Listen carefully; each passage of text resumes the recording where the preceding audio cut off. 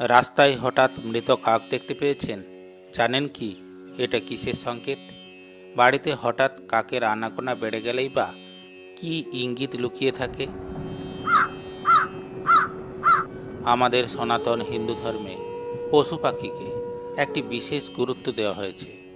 এমনটা বিশ্বাস করা হয়ে থাকে যে পশু পাখিরা ভবিষ্যৎ ঘটনার আগাম ইঙ্গিত দিতে পারে। তাদের দেওয়া লক্ষণগুলি যদি আমরা সঠিকভাবে বুঝতে সক্ষম হই, তাহলে আমরা আসন্ন বিপদের হাত থেকে আগে থেকেই সতর্ক হতে পারব। আসুন এখন জেনে নিই পশু পাখিদের মধ্যে কাক আমাদের কি ইঙ্গিত দেয়। রাস্তায় মৃত কাক দেখার অর্থই বা কী?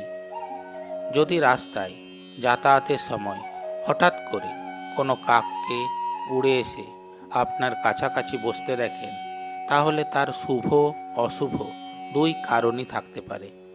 কারণ হিন্দু ধর্মে কাককে আমাদের পূর্বপুরুষের প্রতীক হিসাবে বিবেচনা করা হয়।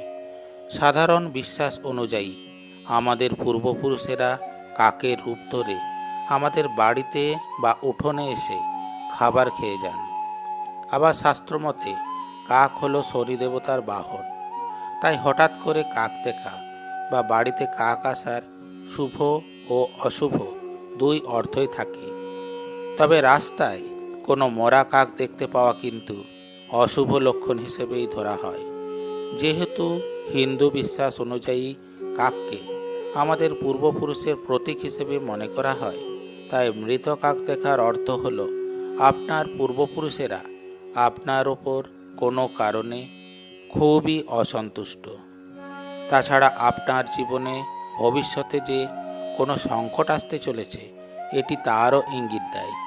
হয়তো সে সংকট আপনার বাড়ির কোনো সদস্যের গুরুতর কোনো অসুখ বা মৃত্যুযোগের আভাসও হতে পারে।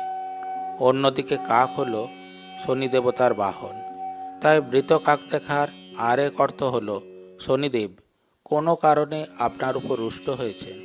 হয়তো আপনার জীবনে শনির প্রকোপ আসতে চলেছে।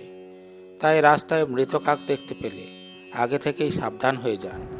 শনিদেবের কাছে ভক্তি সহকারে ক্ষমা প্রার্থনা করুন। আপনার পূর্বপুরুষদের কাছেও ক্ষমা চেয়ে নিন। প্রতিদিন সকালে ঘুম থেকে উঠেই বাসি বিছানাতে বসেই শ্রীকৃষ্ণের গায়ত্রী মন্ত্র অথবা ওং নমঃ ভগবতে বাসুদেবায় মন্ত্রটি 3 বার উচ্চারণ করুন। এতে করে আপনার শনির দশা কেটে যাবে আর আপনি আসন্ন সংকটের হাত থেকে মুক্তি পাবেন। ওং নমঃ ভগবতে বাসুদেবায়।